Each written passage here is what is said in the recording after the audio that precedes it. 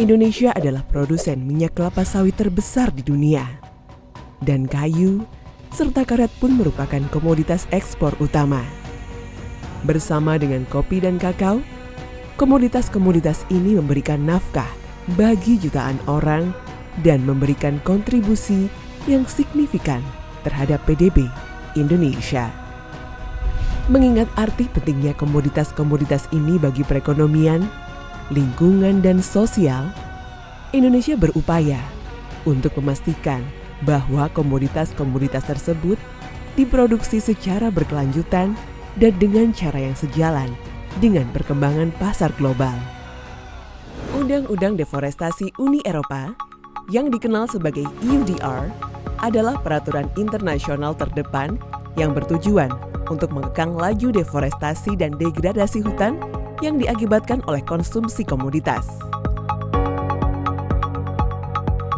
EUDR mencakup 7 komoditas: minyak kelapa sawit, kayu, karet, kakao, kopi, kedelai, ternak sapi, beserta produk turunannya.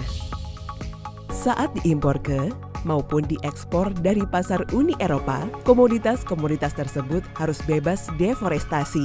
Artinya, tidak diproduksi di atas lahan hutan yang ditebang setelah tanggal 31 Desember 2020 dan legal diproduksi sesuai dengan hukum di negara penghasil. Para pelaku usaha yang ingin mengekspor salah satu dari ketujuh komoditas tersebut ke Uni Eropa wajib melakukan uji tuntas untuk memastikan bahwa produk mereka memenuhi kriteria tersebut, termasuk menyerahkan informasi geolokasi di wilayah produksi komoditas.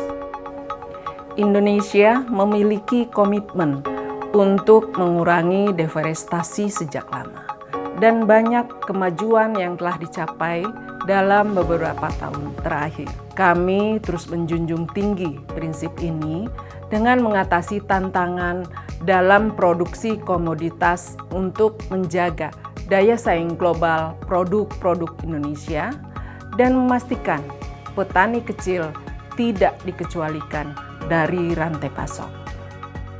Untuk memfasilitasi persyaratan uji tuntas EUDR, Indonesia tengah mengembangkan dashboard nasional sebagai sebuah platform untuk pertukaran data dan informasi tentang komoditas-komoditas yang diperdagangkan di pasar internasional.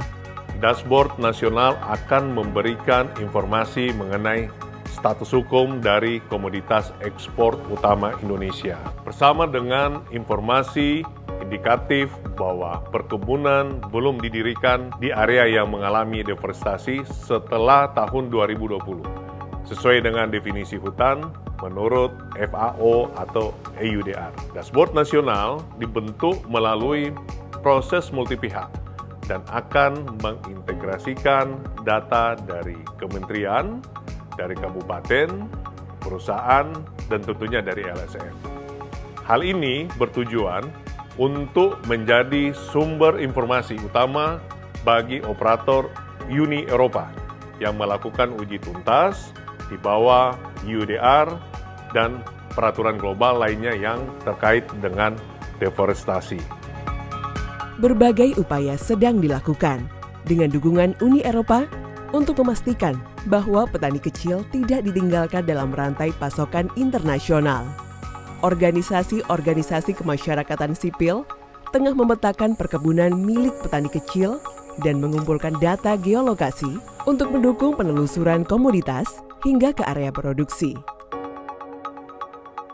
Saat ini terdapat sekitar 8,4 juta petani kecil di Indonesia yang memproduksi kelapa sawit, karet, kopi, dan kakao yang akan terdampak implementasi EUDR. Kementerian Pertanian berkomitmen untuk mengawal petani-petani kita agar menjadi bagian dalam rantai pasok yang legal, bebas deforestasi, dan berkelanjutan. Oleh karena itu, pemerintah terus melakukan percepatan terhadap 2 langkah strategis.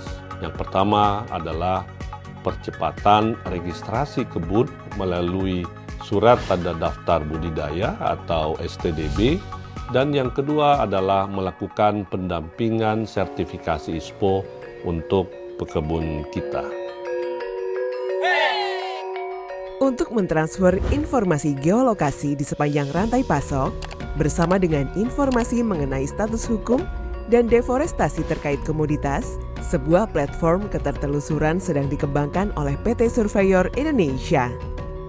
Platform ini memungkinkan para pelaku rantai pasok untuk mencatat transaksi dan meneruskan informasi yang relevan untuk uji tuntas melalui kode QR. Importir Uni Eropa akan memiliki akses ke informasi geolokasi untuk semua komoditas yang diimpor, untuk membantu mereka menilai risiko ketidakpatuhan terhadap EUDR. Peta memainkan peran penting dalam menilai status legalitas dan status bebas deforestasi suatu komoditas, dan dapat memberikan informasi mengenai apakah suatu lokasi tertentu masih tertutup hutan pada tanggal tertentu. Untuk membantu importir Uni Eropa dalam penilaian risiko, peta hutan yang sesuai dengan definisi hutan FAO yang disepakati secara global dan digunakan dalam EUDR dapat digunakan untuk menilai status deforestasi suatu lahan. Saat ini, Indonesia mengelola hutan secara lestari dan selalu berupaya melindungi hutan. Dengan memiliki peta hutan yang jelas dan akurat, konsumen akan merasa yakin bahwa komoditas yang mereka beli dari Indonesia tidak berisiko diproduksi dari deforestasi. Untuk melacak kemajuan menuju keberlanjutan dalam skala besar, Kementerian Perencanaan Pembangunan Nasional Indonesia telah menetapkan seperangkat indikator yurisdiksi berkelanjutan atau SJI. Indikator-indikator ini juga membantu kabupaten-kabupaten untuk menunjukkan kinerja lingkungan, sosial, ekonomi, dan tata kelola mereka untuk menarik pembeli komoditas serta investasi hijau. Sebuah platform data online akan menyajikan data resmi untuk setiap indikator. The European Union commends the efforts of economic operators in Indonesia to prepare for the EU deforestation regulation. We remain committed to work closely with businesses and the government in this regard. The objective of the EU deforestation regulation, so basically to reduce deforestation, is an ambition shared by both the EU and Indonesia. At the end of the day, we both want sustainable development with sound and resilient supply chains. Komitmen bersama ini yang ditunjukkan melalui upaya kolaboratif untuk menerapkan langkah-langkah perlindungan hutan yang kuat dan membuat informasi yang relevan tersedia akan memperkuat rantai pasok untuk komoditas yang legal dan dapat dilacak, serta membantu menciptakan kesejahteraan bagi petani kecil Indonesia dan masyarakat secara keseluruhan.